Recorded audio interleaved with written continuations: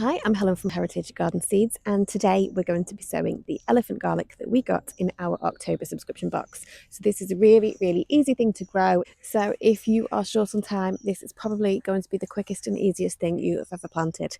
It's going to take us literally 5 minutes to get this done. So I'm down at the allotment and I'm going to plant my elephant garlic cloves directly into the ground. So I've already prepared the area, made sure it is all nice and weed free. So let's get planting. So these are the sides of our elephant garlic bulbs, and as you can see, they are huge.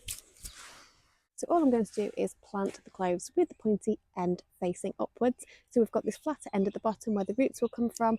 So if we do the pointy end at the top, we're going to sow them about twice the depth. So I'm going to use my trusty hori knife to make my planting hole, but a trowel will do the job just as well.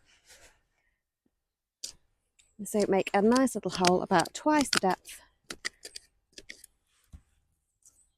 and pop the clove into it. And then backfill with the soil.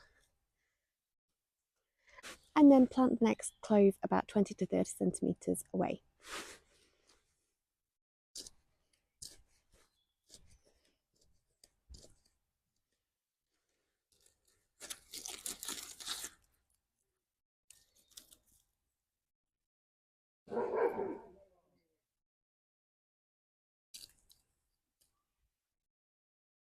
And that is it. So I'm just going to give the area a good water because it's not rained here for a few days and my soil is really sandy, so it dries out really quickly. All we need to do now is keep our garlic growing area weed free and make sure it is watered during any dry spells. So in late spring, the bulb is going to send up some huge flower spikes which can grow up to 1.5 meters tall. Now these are really beautiful, but they are going to take energy away from the bulb, so it's better to remove those.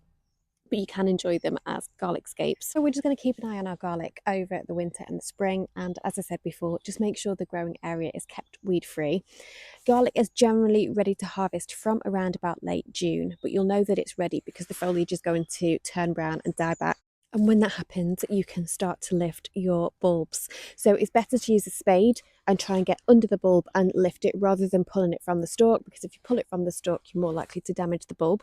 And then once you've lifted your bulb, you want to remove as much of the soil as you can by hand.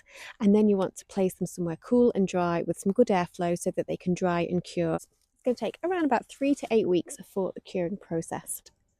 So for the biggest elephant garlic bulbs next year, you want to be planting your elephant garlic now. So we're about mid-October now, which is perfect. That will allow your bulb to put on lots of nice root growth over the winter, which will just help to kind of feed that bulb and make it grow into a huge chunky elephant garlic.